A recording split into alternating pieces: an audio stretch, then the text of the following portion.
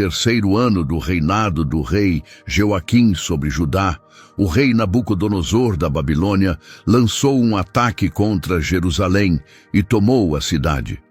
Deus permitiu que Jeoaquim caísse nas mãos de Nabucodonosor, junto com alguns dos objetos sagrados do templo. O rei babilônico levou esses tesouros para a terra de Sinar e os colocou no templo de seus próprios deuses. Nabucodonosor então ordenou a Aspenaz, chefe de seus oficiais, que escolhesse um grupo de jovens israelitas, especialmente da família real e de famílias nobres. Esses jovens deveriam ser fisicamente perfeitos, inteligentes, bem educados e rápidos para aprender novos conhecimentos, candidatos ideais para servir no palácio do rei. Eles seriam treinados na língua e na cultura dos babilônios para se prepararem para o serviço real. Como parte desse preparo, o rei lhes forneceu diariamente a melhor comida e vinho de sua própria mesa. Esse período de treinamento duraria 3 anos, após os quais eles seriam apresentados ao rei. Entre os escolhidos estavam 4 jovens da tribo de Judá: Daniel, Hananias, Misael e Azarias. No entanto, o chefe dos oficiais lhes deu novos nomes babilônicos. Daniel passou a se chamar Beltesazar. Hananias foi chamado de Sadraque. Misael recebeu o nome de Mesaque. E Azarias passou a se chamar Abednego. Daniel decidiu não se contaminar com a comida e o vinho do rei, pois isso ia contra suas crenças. Então, ele pediu permissão ao chefe dos oficiais para não consumir essas porções reais. Felizmente, Deus fez com que Daniel encontrasse favor aos olhos do oficial, que tinha grande respeito e consideração por ele. No entanto, o oficial hesitou, dizendo: "Tenho medo do rei, que determinou a alimentação de vocês. Se vocês parecerem mais fracos do que os outros jovens, eu poderei ser responsabilizado e até perder minha vida." Então Daniel procurou Melzar, o encarregado dele e de seus 3 amigos, Hananias, Misael e Azarias. Ele propôs um teste simples. "Por favor, permita que comamos apenas vegetais e bebamos apenas água por 10 dias. Depois, compare nossa aparência com a dos outros jovens que comem a comida do rei. A partir disso, decida o que fazer conosco com base no que observar."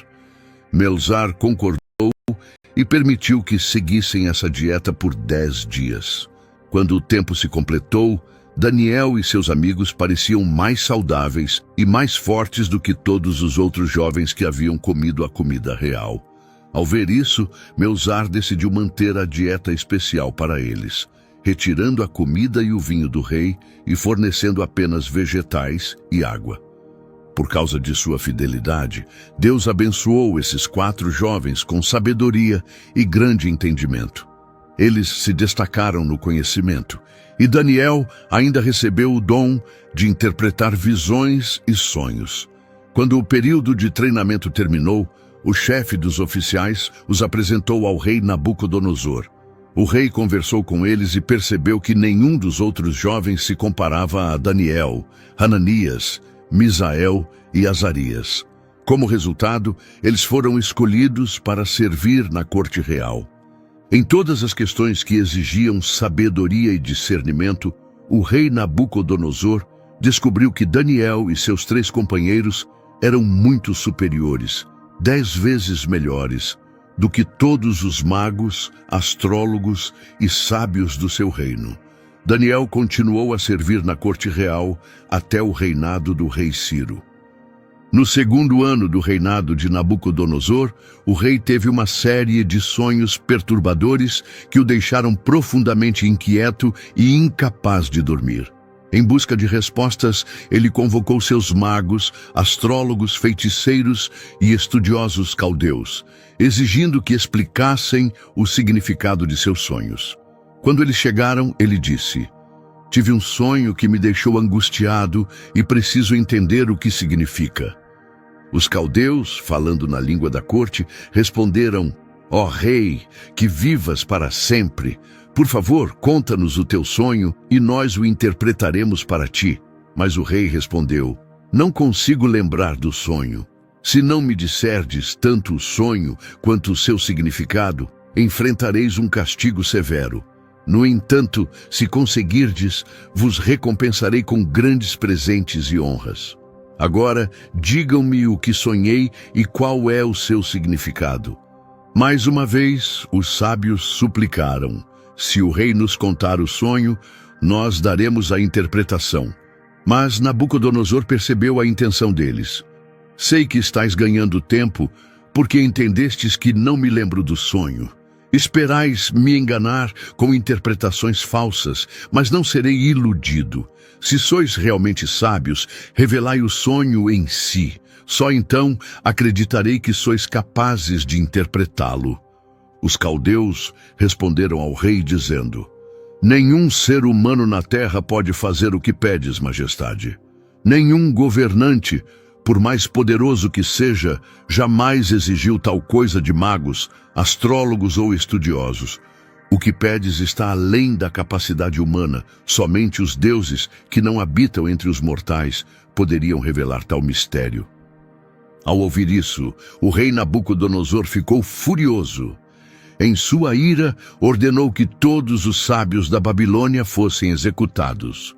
O decreto foi enviado, e os soldados começaram a procurar Daniel e seus companheiros para matá-los junto com os outros sábios. Quando Arique, o capitão da guarda real, veio cumprir a ordem, Daniel respondeu com sabedoria e calma. Ele perguntou a Arique por que o rei fez um decreto tão severo e urgente. Arique então explicou a situação a Daniel.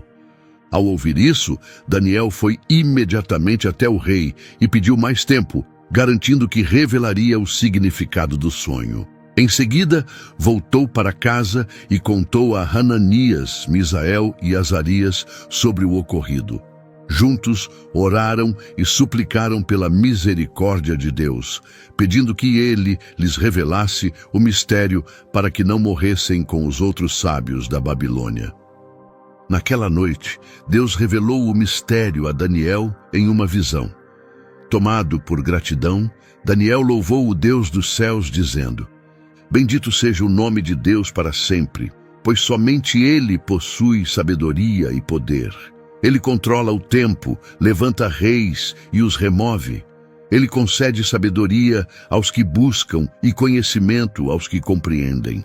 Ele revela coisas ocultas e misteriosas, pois vê o que está nas trevas, e a luz habita com ele. Dou-te graças e louvor, ó Deus de meus antepassados, pois me concedeste sabedoria e força. Respondeste às nossas orações e nos revelaste o sonho do rei. Sem demora, Daniel procurou Arique, o oficial encarregado da execução dos sábios da Babilônia. Ele disse: não os mates. Leva-me ao rei e eu revelarei o significado do seu sonho.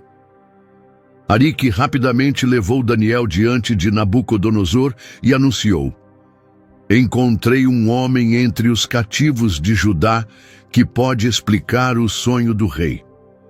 O rei se voltou para Daniel, também conhecido como Beltesazar, e perguntou: és realmente capaz de me dizer o que sonhei e o que isso significa? Diante do rei, Daniel respondeu: nenhum sábio, astrólogo, mago ou adivinho pode revelar o segredo que pediste, mas há um Deus no céu que revela mistérios, e ele mostrou ao rei Nabucodonosor o que acontecerá nos dias vindouros. O teu sonho e as visões que tiveste enquanto estavas deitado são um vislumbre do futuro. Quanto a mim, esse mistério não me foi revelado por possuir mais sabedoria do que os outros. Em vez disso, Deus o revelou para o bem daqueles que buscam entendimento, para que tu, ó Rei, possas compreender o significado do teu sonho e os pensamentos que inquietaram o teu coração. Daniel continuou: majestade, no teu sonho, viste uma estátua gigantesca, uma imagem de grande esplendor e aparência aterradora. A cabeça da estátua era de ouro puro, seu peito e braços eram de prata, seu ventre e coxas eram de bronze, suas pernas eram de ferro e seus pés eram uma mistura de ferro e barro. Enquanto observavas, uma pedra foi cortada, não por mãos humanas, e atingiu os pés da estátua, despedaçando-os. Então, toda a estrutura, ferro, barro, bronze, prata e ouro, desmoronou em pó, como a palha numa eira de verão. O vento levou tudo embora, sem deixar vestígios. Mas a pedra que feriu a estátua tornou-se uma grande montanha que encheu toda a terra. Esse foi o teu sonho, e agora explicarei seu significado. Ó Rei, tu és o mais poderoso dos governantes. O Deus do céu te concedeu domínio, poder e glória. Ele colocou sob o teu governo todas as pessoas, animais e aves, tornando-te a autoridade suprema. Tu representas a cabeça de ouro na visão. No entanto, após o teu reinado surgirá outro reino, inferior ao teu. Depois, um terceiro reino, representado pelo bronze, tomará o poder e governará sobre toda a terra. Em seguida, um quarto reino aparecerá, forte como o ferro. Assim como o ferro despedaça e quebra tudo pelo caminho, esse reino esmagará e subjugará todos os outros. Os pés e os dedos que viste feitos de ferro e barro representam um reino dividido. Ele terá a força do ferro, mas também a fragilidade do barro. Algumas partes do reino serão fortes, enquanto outras serão fracas. A mistura de ferro e barro também simboliza que as pessoas nesse reino tentarão se unir, mas não conseguirão permanecer juntas, assim como o ferro e o barro não se misturam. Daniel continuou: durante o reinado desses reis, o Deus do céu estabelecerá um reino que jamais será destruído. Diferente dos impérios terrestres que vieram antes, esse reino não será entregue a outro povo. Pelo contrário, ele esmagará e acabará com todos os outros reinos, mas permanecerá para sempre. A pedra que viste, cortada da montanha sem o auxílio de mãos humanas, que despedaçou a estátua, é um sinal disso. O grande Deus revelou ao rei o que acontecerá no futuro. Este sonho é verdadeiro e sua interpretação é certa. Ao ouvir isso, o rei Nabucodonosor caiu com o rosto em terra, honrando Daniel.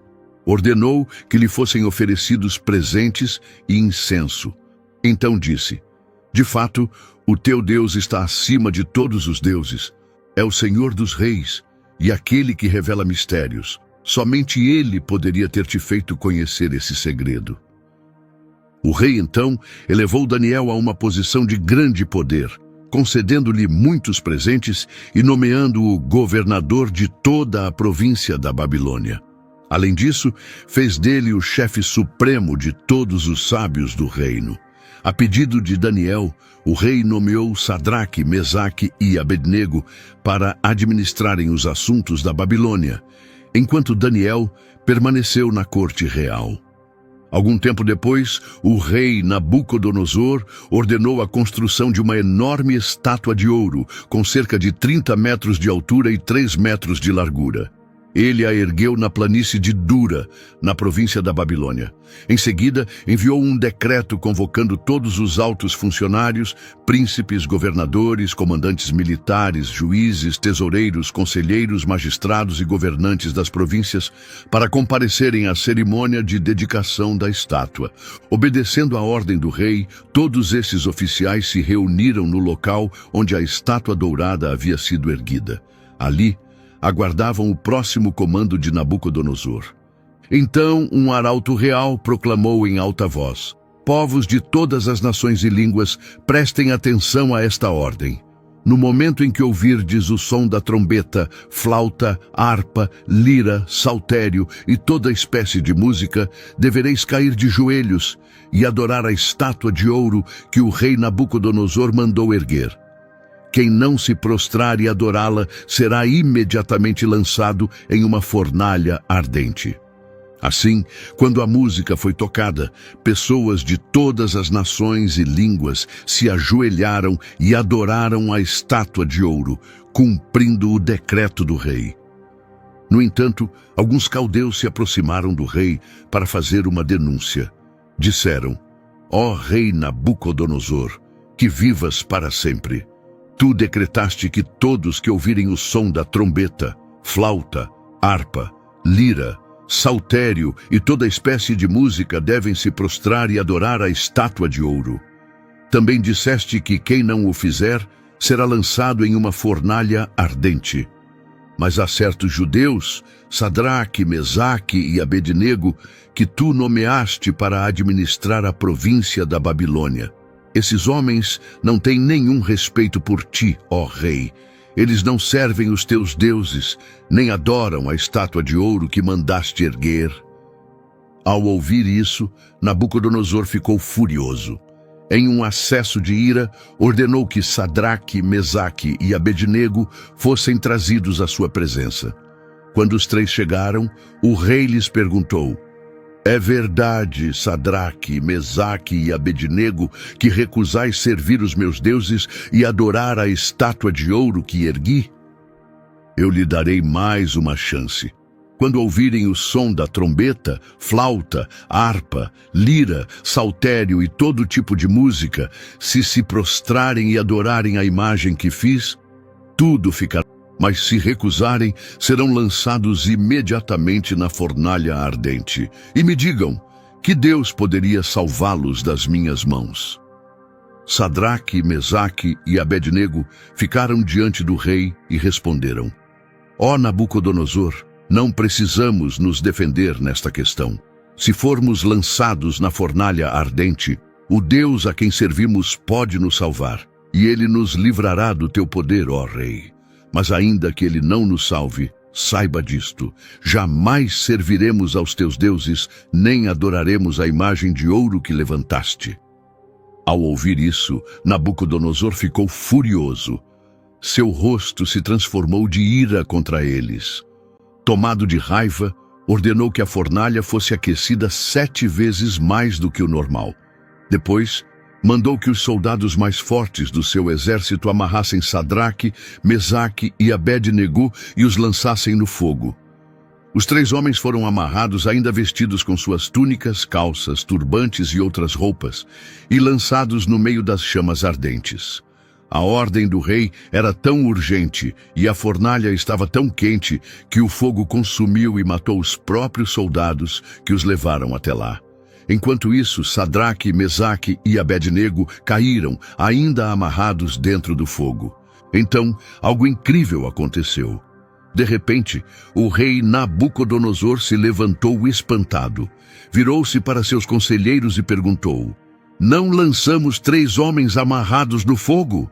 Sim, ó rei, responderam eles. Mas o rei, com os olhos arregalados de surpresa, disse: vejam, eu vejo 4 homens andando livres no fogo. Eles não estão feridos e o quarto parece um ser divino. Então, Nabucodonosor se aproximou da entrada da fornalha ardente e gritou: Sadraque, Mesaque e Abednego, servos do Deus Altíssimo, saiam e venham para cá. Sem hesitar, os 3 homens saíram do fogo sem nenhum ferimento. Admirados, os oficiais reunidos, príncipes, governadores, líderes militares e conselheiros reais, olharam incrédulos.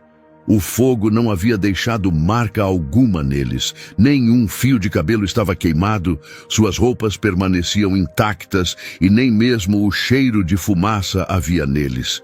Então, Nabucodonosor declarou: louvado seja o Deus de Sadraque, Mesaque e Abednego. Ele enviou seu anjo para salvar seus fiéis servos, que desafiaram minha ordem e preferiram arriscar a vida a adorar qualquer outro Deus além do seu. Por isso, decreto que qualquer pessoa de qualquer nação ou língua que falar contra o Deus de Sadraque, Mesaque e Abednego será severamente punida, e sua casa será destruída, pois nenhum outro Deus tem o poder de salvar como este. Após esse evento milagroso, o rei elevou Sadraque, Mesaque e Abednego a posições ainda mais altas na província da Babilônia.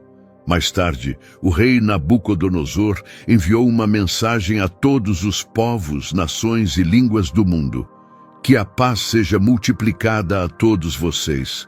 Sinto-me obrigado a proclamar os grandes sinais e maravilhas que o Deus Altíssimo realizou diante dos meus olhos. Seus milagres são verdadeiramente extraordinários e seu poder não tem limites. Seu reino permanece para sempre e seu domínio se estende de geração em geração. Eu, o rei Nabucodonosor, vivia em paz e prosperidade no meu palácio quando tive um sonho que me encheu de medo. As visões que vi enquanto estava deitado me perturbaram profundamente e não consegui me livrar da inquietação. Então ordenei que todos os sábios da Babilônia viessem à minha presença, na esperança de que pudessem interpretar o significado do meu sonho. Um por um, chegaram os magos, astrólogos, caldeus e adivinhos, e compartilhei o sonho com eles. Mas apesar de seu conhecimento, nenhum deles conseguiu interpretá-lo. Finalmente Daniel, também conhecido como Beltesazar, um nome que lhe foi dado em homenagem ao meu Deus, veio até mim. Eu sabia que ele era diferente, pois o Espírito dos deuses santos estava nele.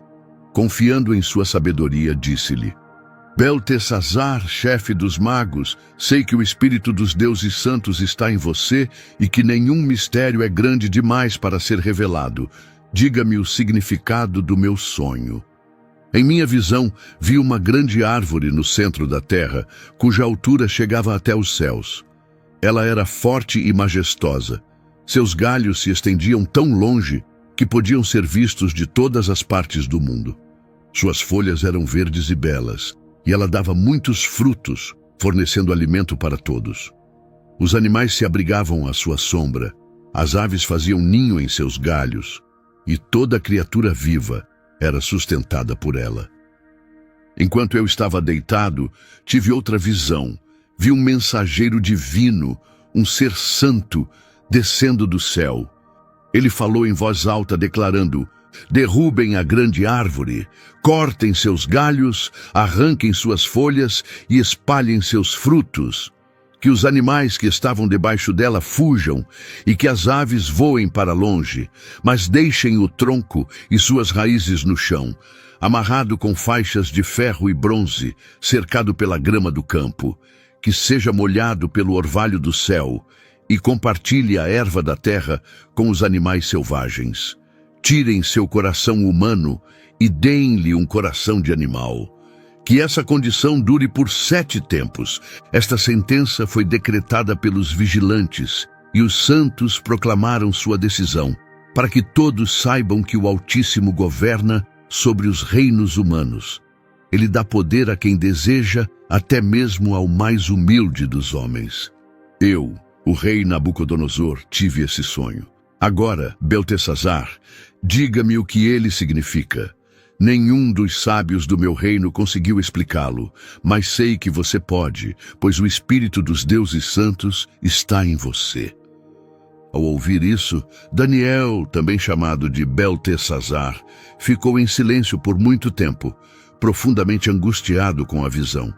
Percebendo sua preocupação, o rei o tranquilizou, dizendo: Beltesazar, não deixe que este sonho ou seu significado o perturbe. Beltesazar então respondeu: Meu senhor, que este sonho se aplique àqueles que te odeiam e que sua interpretação seja para os teus inimigos. A árvore que viste em teu sonho, aquela que cresceu alta e forte, alcançando os céus e visível em toda a terra, com suas folhas verdejantes, seus frutos abundantes e o abrigo que oferecia aos animais e às aves, representa a ti, ó rei. Tu te tornaste poderoso, tua força alcançou os céus, e teu domínio se estendeu até os confins da terra. Mas também viste que um mensageiro divino desceu do céu e ordenou que a árvore fosse cortada e destruída, embora seu tronco e suas raízes permanecessem no chão, presos com correntes de ferro e bronze, cercados pela grama do campo. Seria molhada pelo orvalho do céu e viveria entre os animais selvagens até que 7 tempos se passassem. Esta é a interpretação, ó rei, e este é o decreto que o Altíssimo pronunciou contra ti. Serás expulso da sociedade humana e viverás entre os animais selvagens. Comerás capim como um boi e serás banhado pelo orvalho do céu. Isso continuará por 7 tempos, até que reconheças que é o Altíssimo quem governa sobre os reinos do mundo e dá o poder a quem ele deseja. Quanto ao tronco e as raízes deixadas no chão, isso significa que teu reino te será devolvido assim que reconheças que é o céu que governa sobre tudo. Portanto, ó Rei, aceita meu conselho. Abandona teus pecados e faz o que é correto. Mostra misericórdia aos pobres e talvez então tua prosperidade dure por mais tempo. Tudo aconteceu exatamente como havia sido predito. 1 ano depois, o rei Nabucodonosor estava caminhando no terraço do seu palácio na Babilônia, admirando seu reino. Disse a si mesmo: não é esta a grande Babilônia que eu construí com minha própria força e para a minha glória? Mas antes que ele terminasse de falar, uma voz veio do céu declarando: Rei Nabucodonosor, teu reino foi tirado de ti.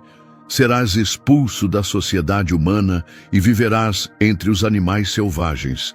Comerás capim como um boi, e 7 tempos se passarão até que reconheças que o Altíssimo governa sobre os reinos dos homens e dá o poder a quem ele deseja. Naquele exato momento, a profecia se cumpriu. Nabucodonosor foi expulso do meio do seu povo. Viveu no deserto, comendo capim como um boi, e seu corpo foi banhado pelo orvalho do céu. Com o tempo, seu cabelo cresceu como penas de águia e suas unhas se tornaram como garras de pássaro. Mas quando o tempo determinado passou, eu, Nabucodonosor, finalmente levantei meus olhos para o céu e minha sanidade foi restaurada. Louvei e honrei o Altíssimo que vive para sempre. Seu reino é eterno, durando de geração em geração. Diante dele, todos os povos da terra são como nada. Ele faz o que deseja nos céus e entre os homens, e ninguém pode questionar sua vontade. Naquele mesmo instante, minha mente foi restaurada, e com ela, minha honra e a glória do meu reino. Meus conselheiros e nobres voltaram a me procurar, e fui restabelecido como rei, com ainda mais majestade do que antes. Agora eu, Nabucodonosor, louvo, honro e glorifico o Rei dos céus. Suas obras são verdadeiras, seus juízos são justos, e ele tem o poder de humilhar qualquer um que ande com orgulho. Algum tempo depois, o rei Belsazar deu um grande banquete para 1000 de seus nobres. Enquanto bebia vinho com eles, ordenou: tragam as taças de ouro e prata que meu pai, Nabucodonosor, tomou do templo em Jerusalém. Que meus príncipes, minhas esposas e minhas concubinas bebam nelas. Então trouxeram os vasos sagrados do templo de Deus em Jerusalém, e o rei e seus convidados beberam neles. Enquanto bebiam, exaltaram seus ídolos, deuses feitos de ouro, prata, bronze, ferro, madeira e pedra. Mas naquele exato momento, uma mão misteriosa apareceu. Seus dedos começaram a escrever no reboco da parede, perto do candelabro do Palácio Real. Belsazar observou em choque enquanto a mão se movia pela parede. Seu rosto empalideceu, o medo tomou conta dele, e suas pernas tremeram tanto que seus joelhos batiam um no outro. Desesperado, o rei gritou para chamar seus astrólogos, feiticeiros e sábios. Ele declarou: quem puder ler esta escrita e explicar seu significado será vestido com um manto de púrpura real. Receberá uma corrente de ouro no pescoço e será o terceiro governante mais poderoso do reino. Um por um, os sábios do rei tentaram interpretar a mensagem, mas nenhum deles conseguiu decifrar a escrita ou explicar seu significado. Isso apenas aumentou o medo de Belsazar. Seu rosto ficou ainda mais sombrio de preocupação e seus nobres permaneceram em silêncio, sem saber o que fazer. Enquanto o rei e seus nobres estavam atônitos, a rainha entrou no salão do banquete, tendo ouvido o que estava acontecendo. Ela falou com confiança: ó rei, que vivas para sempre. Não deixes que isso te perturbe, nem escureça teu semblante com medo. Há um homem em teu reino que possui o espírito dos deuses santos. Nos dias de teu pai, o rei Nabucodonosor, ele foi conhecido por sua sabedoria extraordinária, entendimento e discernimento, uma sabedoria tão grande quanto a dos deuses. Por sua incrível capacidade de interpretar sonhos, resolver enigmas e desvendar mistérios, teu pai o nomeou chefe de todos os magos, astrólogos e adivinhos. Esse homem é Daniel, a quem o rei chamou de Beltesazar. Manda chamá-lo agora, e ele te revelará o significado desta escrita. Imediatamente Daniel foi levado à presença do rei Belsazar. O rei olhou para ele e disse: És tu, Daniel, um dos exilados de Judá que meu pai trouxe de Jerusalém? Ouvi falar de ti, de que o espírito dos deuses está em ti, e que possuis sabedoria, discernimento e entendimento extraordinários. Meus sábios e astrólogos já tentaram ler esta escrita e explicar seu significado, mas nenhum deles conseguiu. Mas também ouvi que és capaz de interpretar sinais e resolver mistérios. Se conseguires ler esta escrita e me dizer o que significa, te vestirei com um manto real de púrpura. Colocarei uma corrente de ouro em teu pescoço e te farei o terceiro governante mais poderoso do reino. Daniel ficou diante do rei e respondeu: Guarda teus presentes para ti mesmo e dá tuas recompensas a outro. No entanto, lerei a escrita e te direi seu significado. Ó rei, o Deus Altíssimo concedeu a teu pai, Nabucodonosor, um grande reino, junto com poder, glória e honra. Por causa da majestade que lhe foi dada, pessoas de todas as nações, línguas e terras o temiam. Ele tinha autoridade absoluta, podia executar quem quisesse, poupar quem desejasse, exaltar alguns ao poder e rebaixar outros. Mas quando Nabucodonosor se tornou arrogante e endureceu seu coração com orgulho, foi destituído do trono e sua glória real lhe foi tirada. Ele foi expulso da sociedade humana. Sua mente se tornou como a de um animal e viveu entre os animais selvagens. Comeu capim como um boi e seu corpo foi molhado pelo orvalho do céu, até que finalmente reconheceu que somente o Deus Altíssimo tem poder sobre os reinos dos homens e nomeia governantes conforme sua vontade. No entanto, tu, Belsazar, seu filho, não te humilhaste, embora soubesses de tudo isso. Pelo contrário, exaltaste a ti mesmo contra o Senhor dos céus. Pegaste os vasos sagrados do seu templo, e tu, junto com teus nobres, tuas esposas e concubinas, os usaste para beber vinho. Louvastes ídolos mortos, feitos de ouro, prata, bronze, ferro, madeira e pedra, deuses que não veem, não ouvem e não entendem. Mas não honraste o único Deus verdadeiro, aquele que sustenta tua vida e controla teu destino. Naquele momento, uma mão misteriosa apareceu e escreveu uma mensagem na parede. As palavras inscritas foram: Mene, Mene, Tekel, Upharsin. Este é o significado delas. Mene, Deus contou os dias do teu reino e pôs um fim a ele. Tekel, foste pesado na balança e achado em falta. Peres, teu reino será dividido e entregue aos medos e persas. Ao ouvir isso, o rei Belsazar ordenou que Daniel fosse vestido com um manto real de púrpura, uma corrente de ouro fosse colocada em seu pescoço e uma proclamação fosse feita, declarando-o o terceiro governante mais poderoso do reino. Porém, naquela mesma noite, Belsazar, rei da Babilônia, foi morto e Dário, o Medo, assumiu o controle do império aos 62 anos. Logo depois, Dário reorganizou o reino, nomeando 120 governadores para supervisionar diferentes regiões.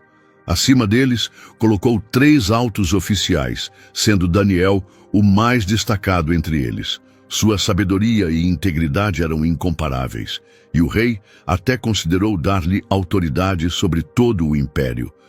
No entanto, os outros oficiais e governantes ficaram com inveja da influência de Daniel.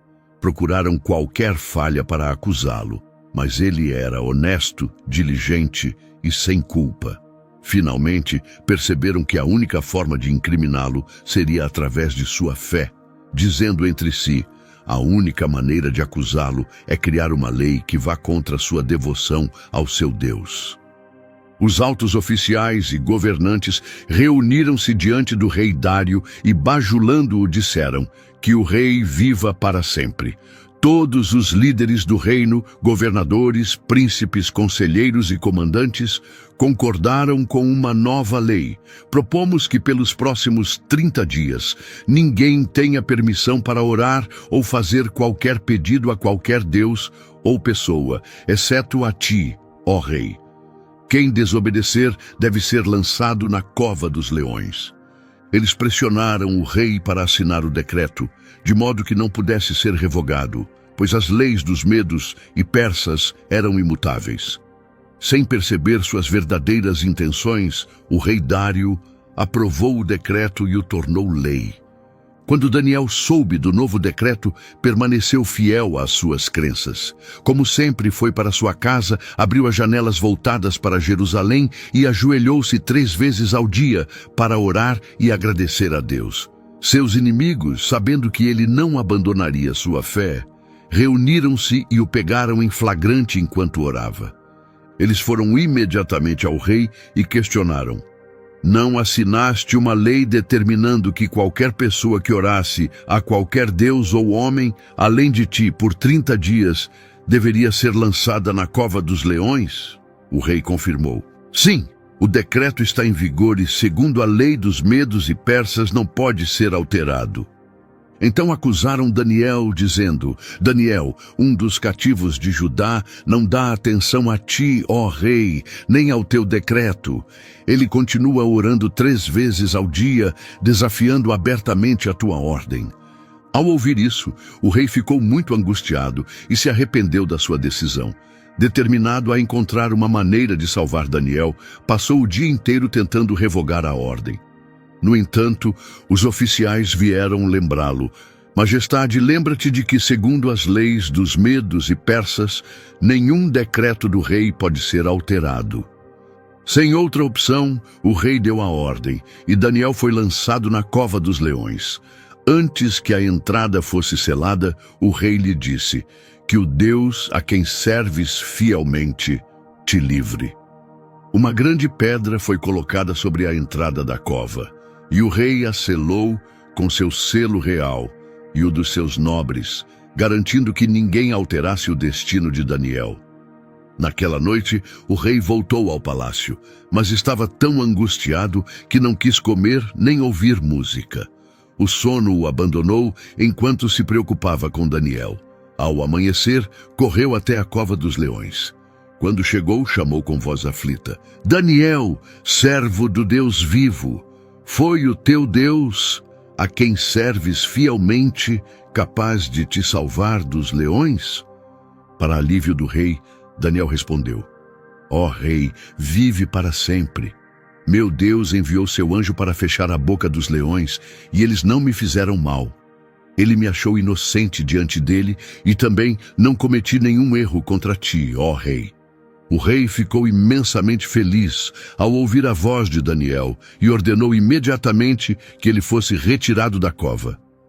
Quando Daniel foi levantado, não havia nele nenhum ferimento, pois confiara em seu Deus. Então, o rei deu outra ordem. Aqueles que haviam acusado Daniel foram lançados na cova dos leões, junto com suas famílias. Os leões os atacaram de imediato, esmagando seus ossos antes mesmo de tocarem o chão.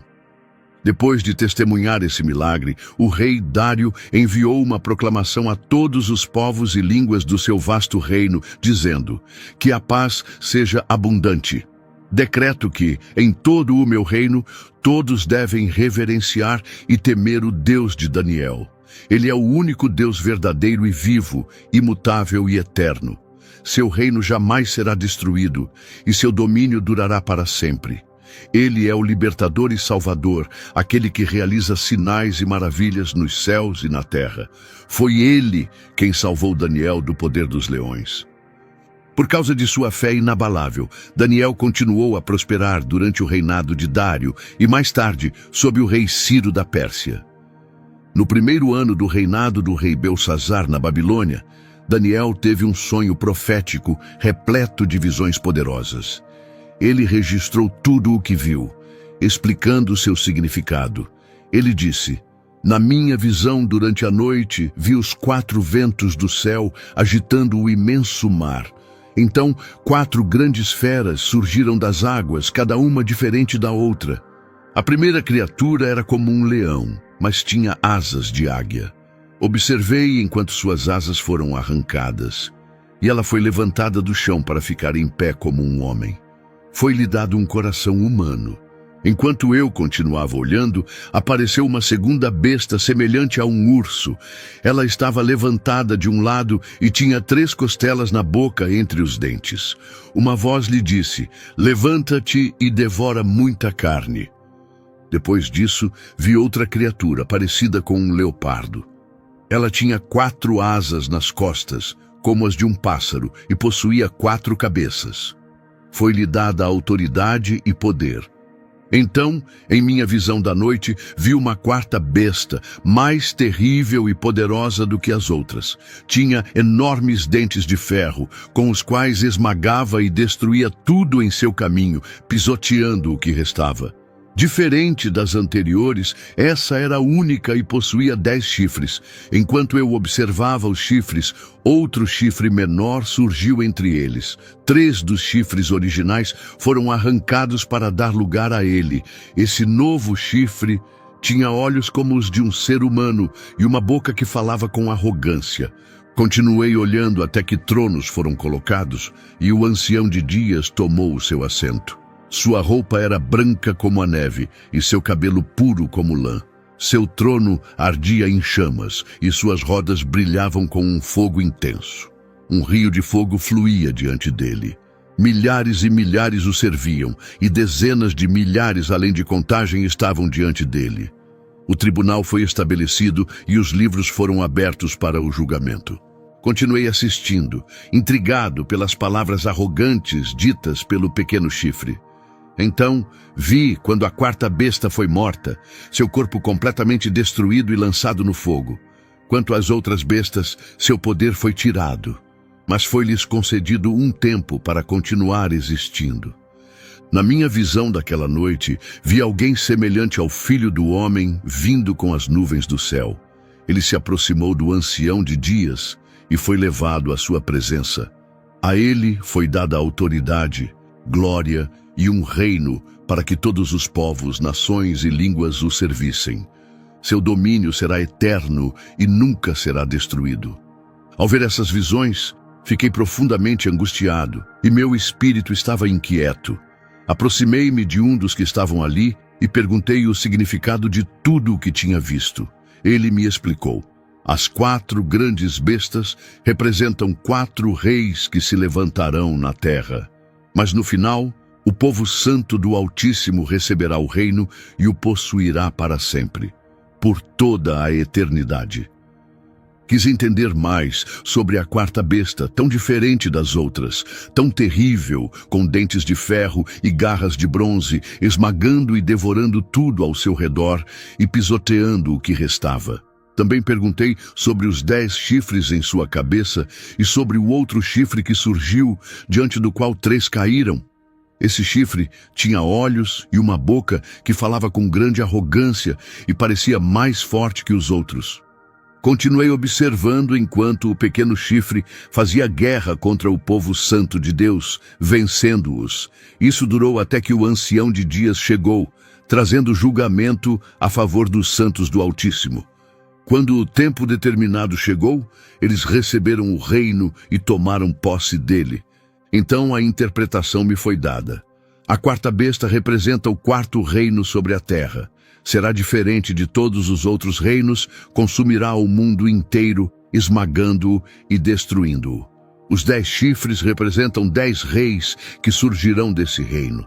Depois deles, outro governante se levantará, diferente dos anteriores, e derrubará 3 reis. Ele falará contra o Altíssimo, oprimirá o povo santo de Deus e tentará mudar tempos e leis. Os santos estarão sob seu domínio por um tempo, tempos e metade de um tempo, mas no fim o julgamento será pronunciado contra ele. Seu poder será tirado e completamente destruído para sempre. Então, o reino eterno, de grandeza e domínio sobre toda a terra, será dado aos santos, o povo do Altíssimo. Seu reino durará para sempre, e todos os governantes o servirão e obedecerão. Assim terminou a visão. Quanto a mim, Daniel, fiquei profundamente perturbado com tudo o que vi.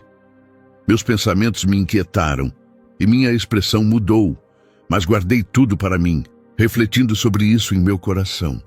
No terceiro ano do reinado do rei Belsazar, eu, Daniel, recebi outra visão, seguindo a que já havia tido. Nessa visão, me vi na cidadela de Suzã, localizada na província de Elão. Ao olhar ao redor, eu estava junto ao rio Ulai. Quando levantei os olhos, vi um carneiro em pé junto ao rio. Ele tinha 2 chifres, ambos altos, mas um cresceu mais que o outro, e o maior surgiu depois. O carneiro investia contra o oeste, o norte e o sul, dominando tudo em seu caminho. Nenhuma criatura podia resistir a ele, e ninguém conseguia livrar-se do seu poder. Ele fazia o que queria e se tornava cada vez mais forte. Enquanto eu refletia sobre isso, de repente, um bode surgiu do oeste, movendo-se tão rápido que seus pés nem tocavam o chão. Esse bode tinha um único chifre proeminente entre os olhos. Ele avançou furiosamente contra o carneiro de 2 chifres que eu tinha visto junto ao rio. Cheio de ira, o bode atacou o carneiro, quebrando ambos os seus chifres. O carneiro não teve força para resistir e foi derrubado ao chão, sendo pisoteado. Ninguém pôde salvá-lo do poder do bode. O bode tornou-se extremamente poderoso, mas no auge de sua força, seu grande chifre foi quebrado. Em seu lugar, surgiram 4 chifres notáveis, apontando para os 4 cantos da terra. De um desses chifres, surgiu um pequeno chifre que cresceu em força, estendendo sua influência para o sul, para o leste e para a terra gloriosa. Esse pequeno chifre se tornou tão poderoso que desafiou até os exércitos do céu. Derrubou algumas das estrelas e as pisoteou. Ele se exaltou contra o príncipe do exército celestial, interrompendo os sacrifícios diários e profanando o santuário sagrado. Por causa da rebelião, o chifre recebeu autoridade sobre as ofertas diárias e lançou a verdade por terra, prosperando em tudo o que fazia. Enquanto eu continuava observando, ouvi 2 seres celestiais conversando. Um perguntou ao outro: por quanto tempo durará esta visão? Sobre o fim dos sacrifícios diários, a rebelião que causa desolação e a profanação do santuário e do povo? O outro respondeu: durará 2300 dias, e então o santuário será purificado. Depois de ver essa visão, eu, Daniel, procurei entender seu significado. Enquanto refletia sobre isso, de repente, alguém com aparência de homem apareceu diante de mim. Então, ouvi uma voz vinda do rio Ulai que dizia: Gabriel, explique a visão a este homem. Quando Gabriel se aproximou, o medo me dominou e caí com o rosto em terra. Mas ele disse: escute com atenção, filho do homem, pois esta visão se refere ao tempo do fim. Enquanto ele falava, entrei em um sono profundo com o rosto no chão. Mas ele me tocou e me ajudou a ficar de pé. Então disse: vou revelar o que acontecerá no fim desses eventos, pois o tempo determinado para o cumprimento está próximo. O carneiro com 2 chifres que viste representa os reis da Média e da Pérsia. O bode simboliza o reino da Grécia, e seu grande chifre é seu primeiro grande rei. Mas quando esse chifre foi quebrado, surgiram 4 reinos em seu lugar. No entanto, esses 4 reinos não terão a mesma força do primeiro. Perto do fim desses reinos, quando a rebelião atingir seu auge, surgirá um rei implacável, habilidoso em engano e intriga. Ele será poderoso, mas não por sua própria força, e causará destruição em uma escala sem precedentes. Ele terá sucesso em seus planos, arruinando tanto os poderosos quanto o povo santo. Com sua astúcia, fará com que a mentira prospere e se tornará arrogante em seu coração. Enganará muitos sob aparência de paz, mas no fim ousará desafiar o príncipe dos príncipes. No entanto, será destruído, não por mãos humanas. A visão das tardes e manhãs que te foi revelada é verdadeira, mas sela essa visão, pois se refere a um tempo distante. Depois de ver tudo isso, eu, Daniel, fiquei tão abalado que desmaiei e permaneci doente por vários dias. Finalmente, me recuperei e voltei a cumprir minhas funções a serviço do rei. Mas a visão me deixou profundamente perturbado. Ninguém ao meu redor conseguia entender seu significado. No primeiro ano do reinado de Dário, filho de Assuero, da linhagem dos Medos, que foi nomeado governante sobre o reino dos caldeus, eu, Daniel, estudei as Escrituras.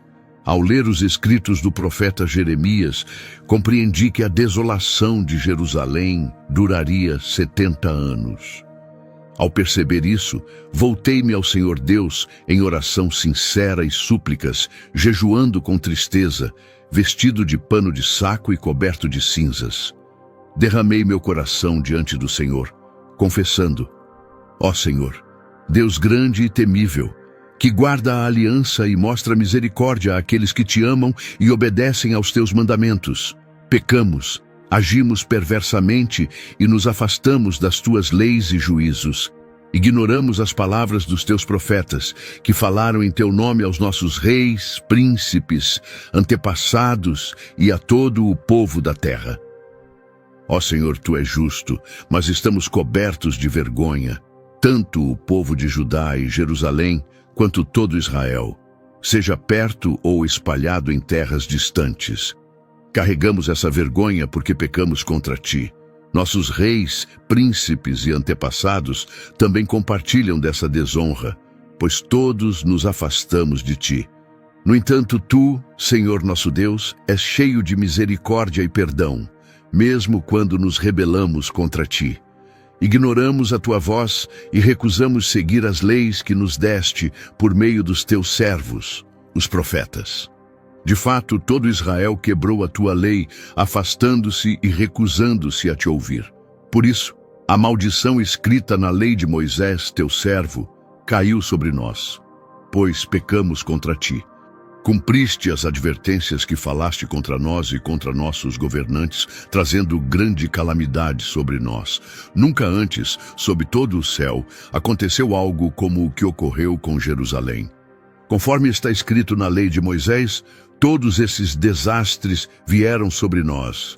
E mesmo assim, não nos voltamos sinceramente a ti em oração. Não nos arrependemos dos nossos pecados, nem buscamos compreender a tua verdade. Por essa razão, permitiste que o julgamento viesse sobre nós. Ainda assim, em tudo o que fizeste, permaneceste justo e reto, pois nos recusamos a obedecer à tua voz. E agora, ó Senhor nosso Deus, tu que tiraste teu povo do Egito com mão poderosa e tornaste teu nome grande ao longo da história, confessamos, pecamos, agimos perversamente. Ó Senhor, em tua justiça, suplico a ti, afasta tua ira e tua indignação de Jerusalém, tua cidade santa.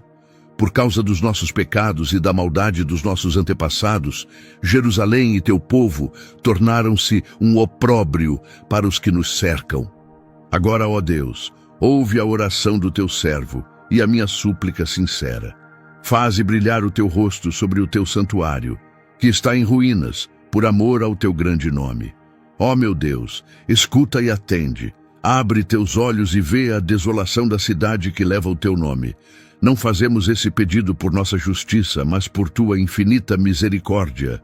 Ó Senhor, ouve-nos. Ó Senhor, perdoa-nos. Ó Senhor, age e não demores. Por amor a ti mesmo, meu Deus, faze isso por tua cidade e por teu povo que levam o teu nome. Enquanto eu ainda orava, confessando meus pecados e os pecados do meu povo Israel, e suplicando diante do Senhor meu Deus pelo seu santo monte, algo incrível aconteceu.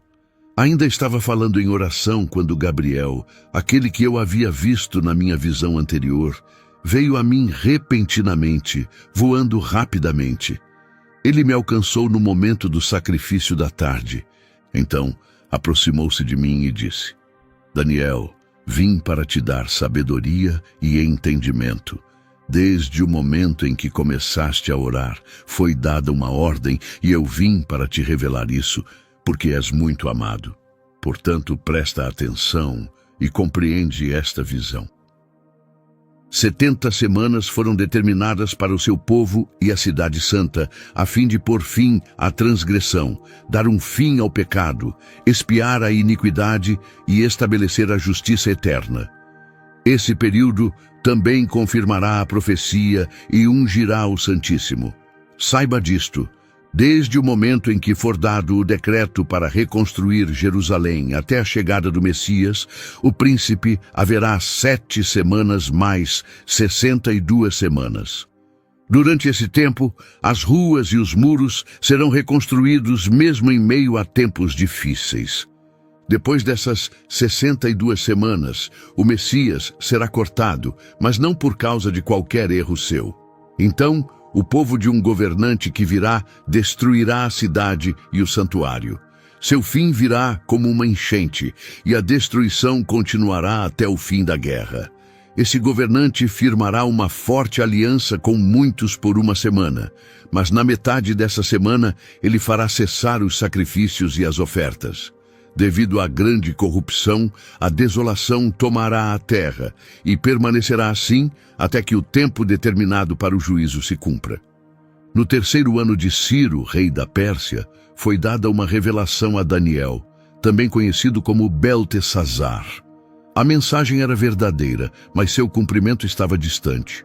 Daniel compreendeu a visão e seu significado. Naquele tempo, ele lamentou por 3 semanas inteiras. Não comeu alimentos ricos, evitou carne e vinho, e não usou óleos ou loções, até que as 3 semanas tivessem se passado. No 24º dia do 1º mês, eu estava à beira do grande rio, o Hidekel.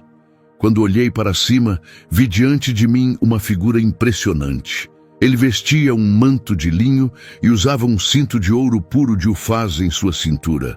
Seu corpo brilhava como uma pedra preciosa, seu rosto reluzia como um relâmpago e seus olhos ardiam como tochas flamejantes.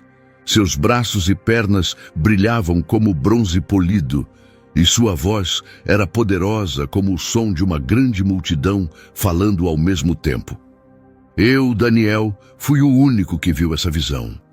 Os homens que estavam comigo não puderam vê-la, mas um grande temor tomou conta deles, e eles fugiram para se esconder. Fiquei sozinho e dominado pela visão. Toda a minha força se esvaiu, e senti como se toda a minha vitalidade tivesse desaparecido. Fiquei sem energia. Então ouvi sua voz, e assim que a ouvi, caí em um sono profundo e impotente, com o rosto no chão. De repente, senti uma mão me tocar, levantando-me para minhas mãos e joelhos. Então a figura falou: Daniel, você é muito amado. Preste atenção às minhas palavras e fique de pé, pois fui enviado a você. Enquanto ele falava, levantei-me tremendo de reverência. Então ele me disse: não tenha medo, Daniel. Desde o primeiro dia em que você decidiu entender e se humilhou diante de Deus, suas orações foram ouvidas. E eu vim em resposta a elas. Porém, o príncipe da Pérsia me resistiu por 21 dias. Mas então Miguel, um dos principais príncipes, veio em meu auxílio, e eu pude permanecer ali com os reis da Pérsia. Agora vim para ajudá-lo a entender o que acontecerá ao seu povo no futuro, pois essa visão fala de eventos que ainda estão por vir. Enquanto ele falava, abaixei meu rosto para o chão, e fiquei sem palavras. Então, alguém com aparência humana tocou meus lábios. Naquele momento consegui falar e disse àquele que estava diante de mim: Meu senhor, Essa visão me sobrecarregou de tristeza e não tenho mais forças. Como pode alguém como eu, seu servo, sequer falar com você? Sinto-me completamente fraco e mal consigo respirar. Mais uma vez, alguém com aparência humana me tocou e senti minha força retornar. Ele disse: Daniel, você é muito amado. Não tenha medo. A paz esteja com você. Seja forte. Sim, seja forte. Enquanto ele falava, fui fortalecido e disse: Meu senhor, fale, pois agora tenho força.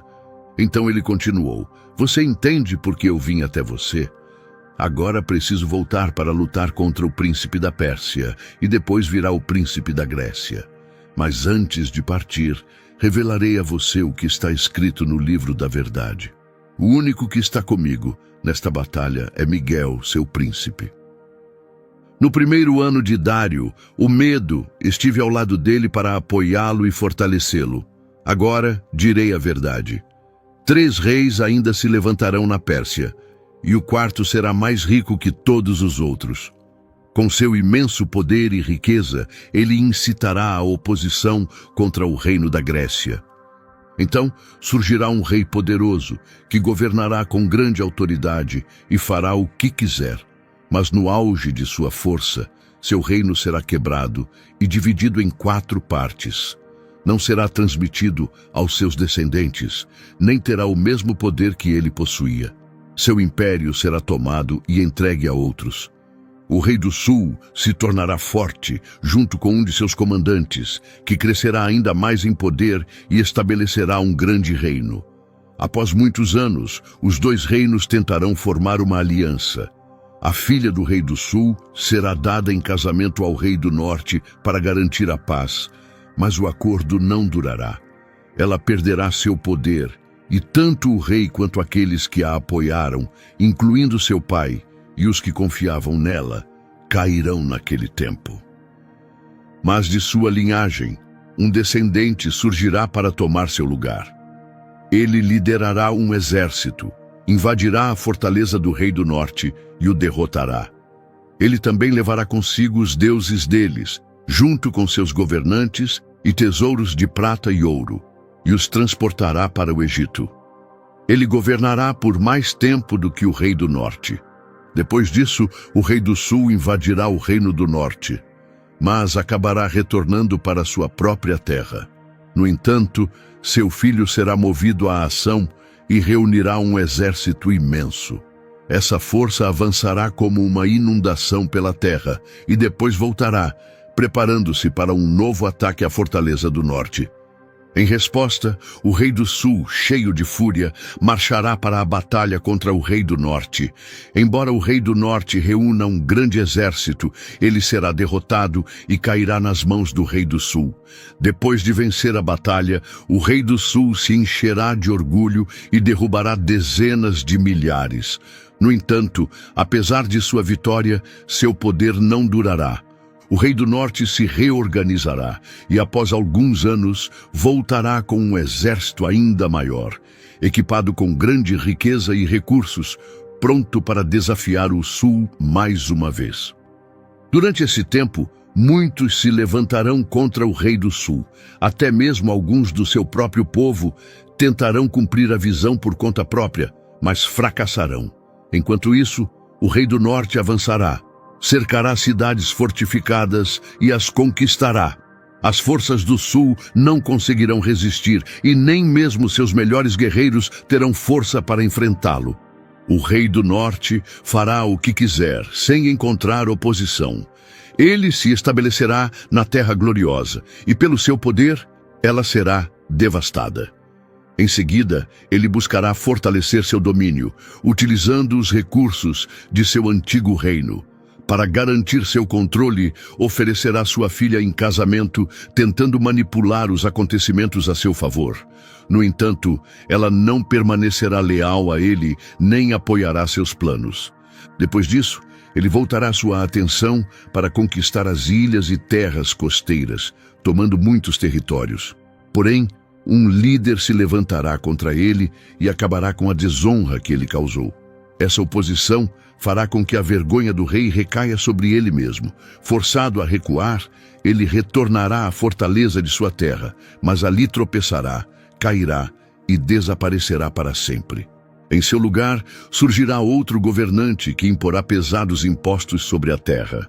Embora desfrute de poder e prestígio por um curto período, seu reinado terminará repentinamente, não por guerra ou violência, mas por outro meio. Então, um homem corrupto e desprezível tomará o poder, mesmo sem ter direito ao trono. Ele não conquistará o reino pela força, mas através de engano e lisonjas. Aqueles que se opuserem a ele serão varridos como uma enchente, e até mesmo um líder poderoso de uma aliança importante cairá. Após formar um pacto, ele agirá com traição, usando estratégias astutas para consolidar seu governo, apesar de ter poucos seguidores. Sem encontrar resistência, ele entrará nas regiões mais ricas e realizará feitos que nem seus antepassados, nem seus pais conseguiram. Distribuirá despojos, riquezas e recursos entre seus aliados e usará sua influência para planejar ataques contra fortalezas, seguindo um tempo determinado. Então, reunirá suas forças e lançará uma campanha contra o rei do sul, liderando um grande exército. O rei do sul também reunirá uma poderosa força para resistir, mas não conseguirá se manter firme devido a traições internas. Até mesmo aqueles mais próximos dele, os que compartilham de sua mesa, se voltarão contra ele, fazendo com que seu exército desmorone e sofra grandes perdas. Mesmo sendo inimigos, os dois reis se sentarão à mesma mesa, conspirando um contra o outro e falando mentiras. No entanto, seus planos enganosos não terão sucesso, pois os acontecimentos ocorrerão apenas no tempo determinado.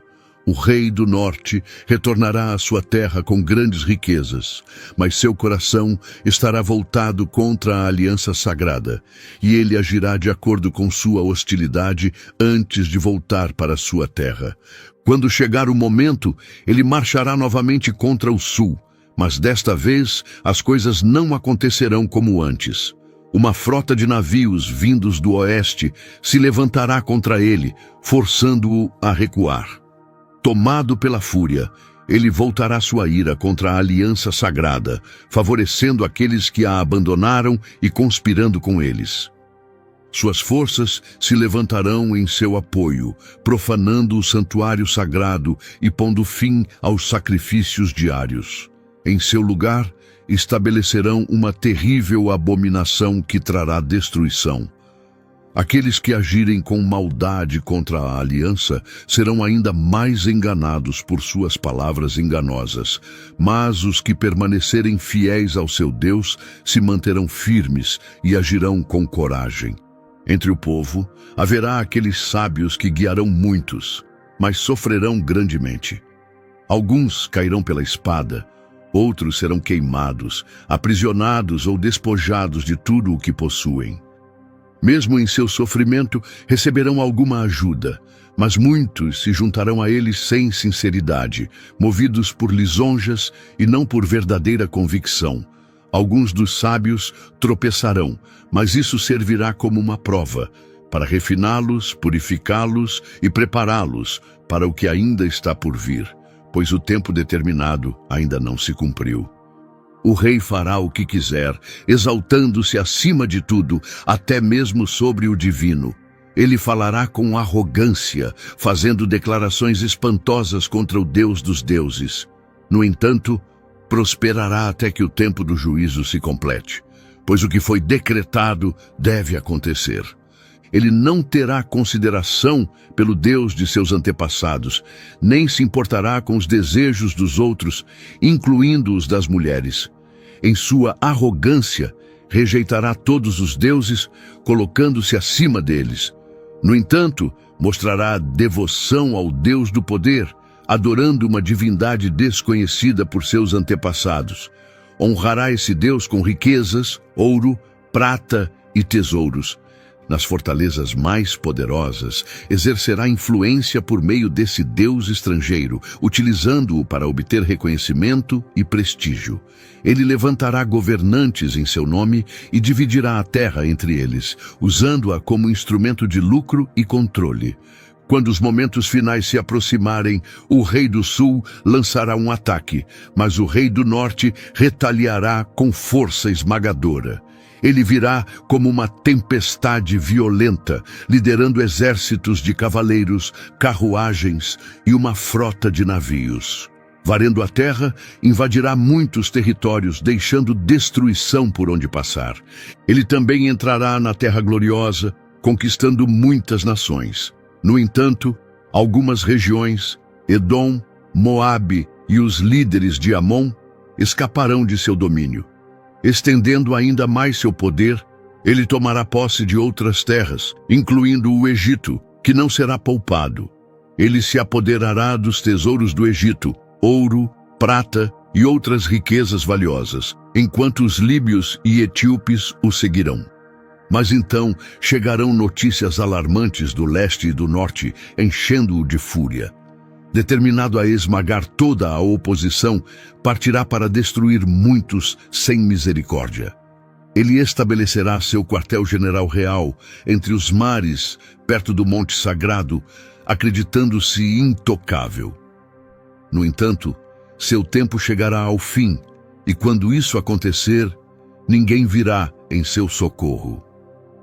Nesse momento, Miguel, o grande príncipe que defende o povo de Deus, se levantará. Um tempo de grande angústia virá, pior do que qualquer coisa que o mundo já tenha visto. Mas mesmo em meio a esse caos, a salvação chegará. Aqueles cujos nomes estão registrados no livro da vida serão libertos. Muitos que há muito tempo descansam no pó da terra ressuscitarão. Alguns para a vida eterna, enquanto outros para a vergonha e julgamento perpétuos. Os sábios brilharão como o esplendor do céu, e aqueles que conduzirem muitos à justiça resplandecerão como as estrelas para sempre. Mas você, Daniel, cele estas palavras e guarde este livro até o tempo determinado no fim. Foi-lhe dito. Naqueles dias, as pessoas buscarão incessantemente por respostas, e o conhecimento aumentará grandemente. Então, Daniel olhou para cima e viu duas figuras em lados opostos de um grande rio. Uma delas se voltou para um homem vestido de linho, que estava sobre as águas, e perguntou: "Quanto tempo até que esses acontecimentos surpreendentes se cumpram?" Daniel observou enquanto o homem de linho levantava ambas as mãos para o céu e jurava pelo Eterno, declarando: "Durará um tempo, tempos e metade de um tempo, quando a força do povo santo estiver completamente destruída. Então todas essas coisas se cumprirão." Daniel ouviu as palavras, mas não as compreendeu completamente. Então perguntou: "Meu senhor, qual será o desfecho de tudo isso?" O homem respondeu: "Siga seu caminho, Daniel. Essas palavras estão seladas até o tempo do fim. Muitos serão purificados, provados e tornados justos, mas os ímpios continuarão em sua maldade. Os corruptos não entenderão, mas os sábios discernirão a verdade. Desde o momento em que o sacrifício diário for tirado e a abominação que causa desolação for estabelecida, haverá 1290 dias. Bem-aventurado aquele que esperar e perseverar até 1335 dias. Mas para você, Daniel, continue no seu caminho. Você encontrará descanso e, no fim, ressuscitará para receber sua herança no reino no tempo determinado.